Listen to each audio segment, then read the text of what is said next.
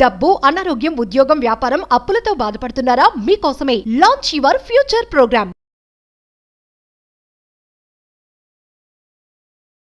Previous వీడియోలో పిల్లలకు కావాల్సినటువంటి అంటే సమ్మర్ సీజన్ కాబట్టి పిల్లలకి కెరీర్ గైడెన్స్ వైపు ఏ సబ్జెక్ట్ వైపు వెళ్ళాలి అనేటువంటి దాని మీద అవగాహన ఉంది. జీవన విధానాన్ని నేర్పండి. జీవన విధానం అంటే లైఫ్ స్కిల్ కావాలి డెఫినెట్గా. అయితే ఒక సబ్జెక్ట్ని పట్టుకుంటే డెఫినెట్గా లైఫ్లో సక్సెస్ అవ్వడానికి అవకాశం ఉంటుంది. అదే మనీ మంత్ర సబ్జెక్ట్ అని చెప్పి అన్నారు. ఈ వీడియోలో ఏం చెప్తున్నారు? ఓ పిల్లాడు వచ్చాడండి నా దగ్గరికి. దాదాపు డిగ్రీ కంప్లీట్ అయిపోయింది, పీజీ కూడా కంప్లీట్ అయిపోయింది. అయిపోయిన తర్వాత ఏమండి నేను ఒక కోర్స్ చేయాలనుకుంటున్నాను. చేయమన్నా, దాంట్లో ఏముంది. విచిత్రం ఏంటంటే ఆ కోర్స్ చేయాలని నాకు ఉంది, దానికి సంబంధించి అంతా నేను సిద్ధంగా ఉన్నాను. తర్వాత నేను జాయిన్ అయిపోయాను, ఒక 1 year అయిపోయింది. ఇప్పుడు ఎందుకో వేరే కోర్స్కి వెళ్ళిపోవాలనిపిస్తుంది. ఓకేనా, ఒక కోర్స్ చేయాలనుకున్నాను, 1 year అయిపోయింది, జాయిన్ అయిపోయాను. తర్వాత వేరే కోర్స్కి వెళ్ళాలనిపిస్తుంది. ఇప్పుడు ఏం చేయమంటారు నన్ను? సరే నువ్వేమనుకుంటున్నావు అని నేను అన్నాను. అప్పుడు ఆయన అన్నాడు ఏంటంటే, నా కొలీగ్స్ కూడా అందరూ ఏమంటున్నారంటే ఇది బాగానే ఉంటుంది, ఇది చేయమని అంటున్నారు, కానీ నాకు ఎందుకో వేరే సబ్జెక్ట్కి వెళ్ళిపోవాలనిపిస్తుంది. అంటే స్టార్టింగ్ ఇదే ఇంట్రెస్ట్ నాకు. ఆల్రెడీ 1 year కంప్లీట్ అయిపోయింది. అయిపోయిన తర్వాత ఇప్పుడు వేరే దానికి వెళ్ళాలనిపిస్తుంది. కానీ మళ్ళీ అందరు చెప్తుంటే ఏమనిపిస్తుంది అంటే ఇదే కరెక్ట్ అనిపిస్తుంది. ఈ కన్ఫ్యూజన్లో నేనున్నాను, మీరేం చెప్తారన్నాడు. ఓకేనా, నేను అన్నాను, నేను నీ అంత చదువుకోలేదు బాబు, దాని గురించి కూడా నాకు తెలియదు, అసలు అవగాహన కూడా లేదు. ఓకేనా, వీడియోలు ఎప్పటి నుంచి వింటున్నావు నువ్వు? దాదాపు నేను 2 years నుంచి వింటున్నానండి. ఓకే, నీకేం అర్థమైంది అన్నాను. ఏమర్థమైందంటే డబ్బు గురించి అలా ఇలా అని బాగా చెప్పారు, డబ్బు సులభంగా ఎలా సంపాదించడం ఇవన్నీ పక్కన పెట్టేస్తే ఒక విషయం నేను చెప్పాను, నీకు గుర్తుందా అన్నాను.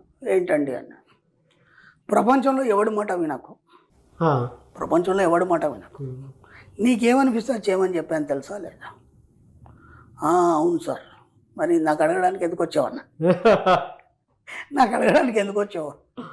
అవునా కదా, ఇప్పుడు నేను చెప్పినా నువ్వు వినొద్దు, అయితే నువ్వు సబ్జెక్ట్ను పట్టుకున్నట్టు. నేను చెప్పినట్టు నువ్వు విన్నావు అనుకో, నువ్వు సబ్జెక్టులో లేనట్టు కదా. సింపుల్ కదా. కాబట్టి మన సబ్జెక్ట్లో మన ప్రపంచంలో ఎవరు చెప్పినట్టు వినాం. నీకు నువ్వు కానీ నీ మైండ్ ఏం చెప్తే అదే వింటాం. నేను ఇంతకుముందు కూడా 100,000 సార్లు చెప్పాను, నీ సబ్కాన్షియస్ మైండ్ నీకు ఎప్పుడైనా సరే ఉన్నతి వైపు ప్రయాణింపచేస్తుంది. సూత్రం అది.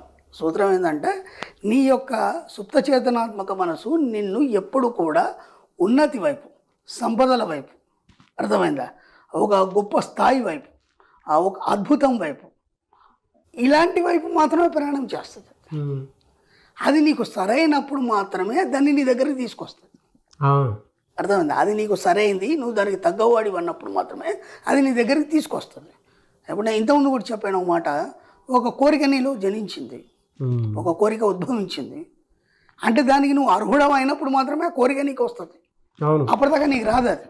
ఇప్పుడు మీ కోలీగ్స్ ఆఫ్ ఫ్రెండ్స్ 10 మంది ఉన్నారు, ఆ 10 మందిలో ఎవరికి రాని ఆలోచన నీకెందుకు వచ్చింది అంటే నువ్వు దానికి ఆ 10 మందిలో నువ్వే అర్హుడి కాబట్టి నీ దగ్గరకు వచ్చింది అది.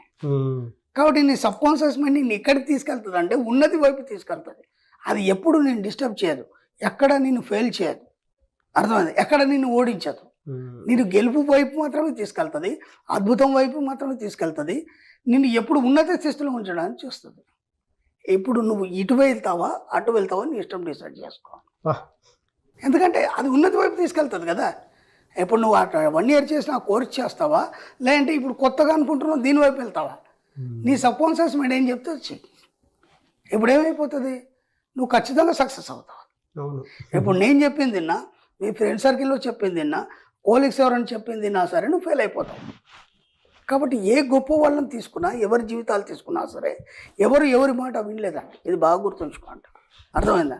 తన సబ్కాన్షియస్ మైండ్ ఏదైతే చెప్తే వాళ్ళు విని దాన్ని ఫాలో అయినారో వాళ్ళు మాత్రమే సక్సెస్ అయినారు. ఒక మేధావిని కావచ్చు, ఒక జీనియస్ కావచ్చు, ఒక సైంటిస్ట్ కావచ్చు, ఎవరైనా సరే. అప్పుడు మనమే అంటాం కదా, ఒక వ్యక్తి ఉన్నాడు, ఒక రకమైన దాని మీద దృష్టి పెట్టి తదేకంగా అదే చేస్తున్నాడు, ఆడు పిచ్చోడు రాడు చెప్తే వినాడు. మనం ఎన్నో మాట్లాడతాం, రేపు అతను సక్సెస్ అయినాక అరే వాడు అప్పుడు మనం అట్లా అనుకున్నాం కానీ ఇంత సక్సెస్ అవుతాడని మనం ఊహించలేదు. అవును, అంటే ఎవరి మాట పట్టించుకోలేదు. ఆయనకు తెలుసు ఆ నిర్దేశత్వం అనేది ఎలా జరిగింది, ఆ విశ్వం తనకి ఎలా సహకరిస్తుంది, అది ఖచ్చితంగా సాధిస్తాననే నమ్మకం ఆ కాన్ఫిడెన్స్ సబ్కాన్షియస్ మైండ్ వాడిని సక్సెస్ చేస్తుంది. కాబట్టి నీ సుప్తచేతనాత్మక మనసు ఎప్పుడైనా నిన్ను ఉన్నతి వైపే తీసుకెళ్తుంది. కాబట్టి నువ్వు ఎక్కడ కూడా నువ్వు కన్ఫ్యూజ్ కావాల్సిన అవసరం లేదు. నీకు ఇది చేయాలనిపించింది చేసాయి, ఓ షాప్ పెట్టాలని పెట్టాయి, ఓ బిజినెస్ చేయాలని చేసాయి, లేదా నీకు ఇంకేమైనా చేయాలని చేసాయి.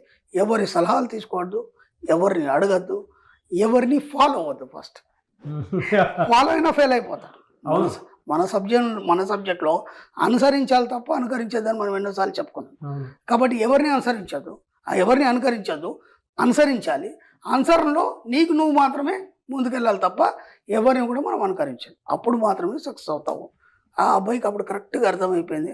ఆయన అన్నాడు కదా, ఇంకోసారి మీ దగ్గర కూడా రానండి నేను అడగాను, శబాష్ బాగుపడతావు అని చెప్పేసి. ఎస్, మళ్ళీ 1 year లోపు అనుకున్న సక్సెస్ సాధించాడు. ఆ తర్వాత నాకు మెసేజ్ పెట్టాడు.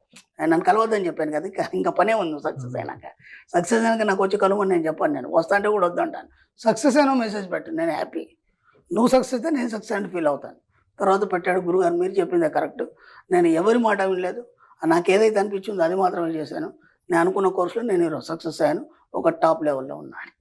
కొన్ని విషయాలు ఎక్కడ అనంటే చెప్పే మనిషిని బట్టి విలువ మారిపోతూ ఉంటుంది, ఉండే ప్లేస్ని బట్టి ఆలోచన మారిపోతూ ఉంటుంది. అందుకే చెట్టు కింద బుద్ధుడి జ్ఞానోదయం అయింది అంటే అంత ఊరికే విషయం. అది కొంతమంది గురువుల దగ్గరే, అది పిల్లలైనా ఫ్యామిలీ అయినా ఇంకొకళ్ళ దగ్గరకైనా సరే, వెంటనే ఆరా పడగానే మనిషి తాలూకు ఆలోచనలు మారిపోతూ ఉంటాయి. అలాగే పిల్లోడికి ఆ విధంగా అంటే చెట్టు కిందనే బుద్ధుడికి జ్ఞానోదయం ఎందుకంటే ఆయన అక్కడ నుంచి జరగలేదు, అక్కడే కూర్చుంటాడు. నువ్వు ఎక్కడైతే కూర్చుంటావో అక్కడనే ఇన్నర్ మైండ్ ఉంటుంది కదా, అదే చెట్టు. ఆ చెట్టు ఉండే వాళ్ళు నువ్వు ఉంటావు కాబట్టి ఇన్నర్ మైండ్ నీకు సరైన దారి చూపిస్తుంది అంతే. చెట్టు కింద ఆయన కూర్చున్నాడు అని కాదు, ఇన్నర్ మైండ్ దాంతోనే కలిసి ఉంటావు అక్కడ, అందుకని జ్ఞానోదయం అయిపోతుంది అంతే. బయట ఎక్కడెత్తుకోవాల్సిన అవసరం లేదు.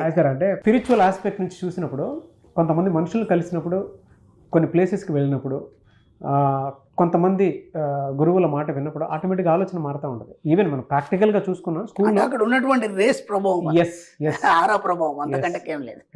అలాగే అక్కడ పాజిటివ్ వైబ్రేషన్ ఉంది, ఆ వైబ్రేషన్ వాళ్ళకి ఒక రకమైనటువంటి క్రియేట్ చేస్తుంది. Anyway sir, thank you so much doctor Shri Acharya.